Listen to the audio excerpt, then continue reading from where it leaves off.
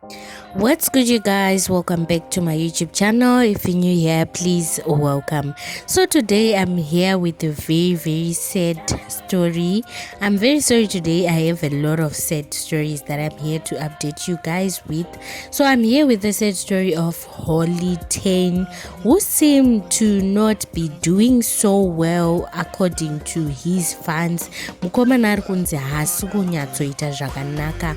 So yesterday he held his album launch, but it seems as if hakuna kuya vanhu vaitarisirwa kunge vachange variko.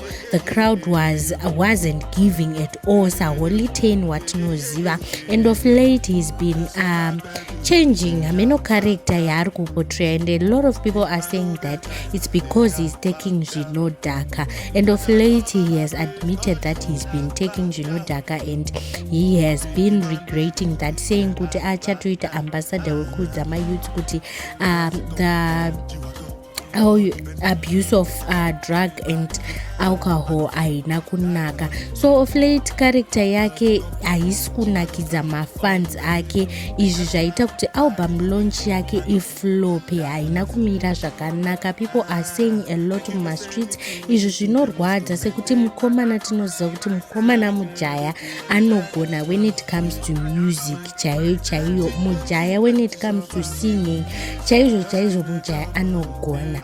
And then toenda futi panyaya ya Silent Killer ari kunzi aifanira kunoperforma outside of the country, and then he was booked kuti his ticket was booked kuti aende kunoperforma. Pasvika paairport batoita aita check-in badzokera akanogara kumota kwake, haana kuzoenda kunopinda so that akwire flight yaibuda kuti aende naye. Ndobva vaona kuti zvaitika sekudaro, bva vamubhukira another ticket again. Zviri kunzi akazozvivharira mutoilet achitanzi ndarota inini ndakarara mumota, that plane yaputika kana kuti yaita tsaona, yatadza kusvika kwaanga achienda. And a lot of people are complaining, saying kuti these youths are abusing a lot of drugs. Vanhu ivava vari kuwanza kutora zvinodhaka, and I feel like this can be controlled. Handizivi kuti mari painotanga kuwanda vanhu vari kuita sei, because I feel like vanhu vari kuwanzoita drug and substance abuse vawanda vari kumusoro vati kwirei mbichana, like ana Silent Killer, ana Holy Tane, vanhu vekutoti they are getting a lot of money, kana vachitobhukwa vanobhukwa mari svino. Saka ndisikuziva kuti kuvhunduka mari here kana kuti hameno chiri kuitika mentally pafungwa dzavo. Silent Killer agara munhu aingoshowa signs of drug abuse even kumashure uko. Taitozviona kuti mukomana hazvisi kuita zvakanaka, but a lot of people thought maybe zvichagumira paart, maybe it's art, but it seems as if mukomana hazvisi kutomitra zvakanaka. If they are close people to ngwere, vanhu ngavamunamatirewo, ngavamuitiro maprayers, ngavamubetsere. If he needs rehab oenda kurehab, if Holy Tane also needs rehab oenda kurehab. Because of late he's been talking about things like red beret and children masoja, after links, those traits of things he hasn't been doing them.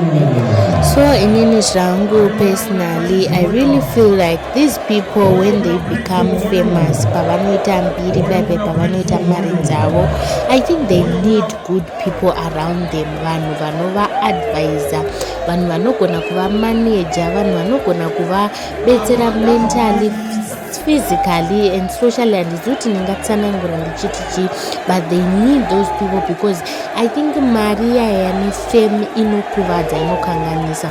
One of the people who admitted recently of being drowned in the pool of fame nditakura akabuda pachena kati nini, I was now drowning Jeshua.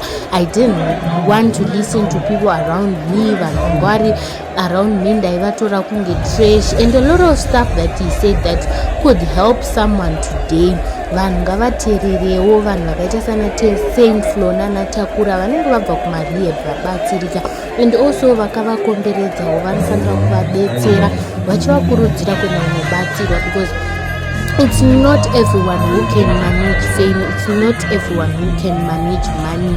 And also depression is real. Munhu anogona kunge ane mamwe maproblems ari kufesa, because when you turn is it last year or last year but one, he lost a friend. Maybe that time he pretended as if everything is okay, but then right now akuzozvifunga, akuzozvidhipisa. It happens. So he at least needs someone who's really helpful, who knows how to counsel, vanogona kukansela vai vanobetsera vanhu kuti vasiyane nekuabuse madrugs. Because as I see now, I see his career deteriorating. I see career yake isina kumira zvakanaka.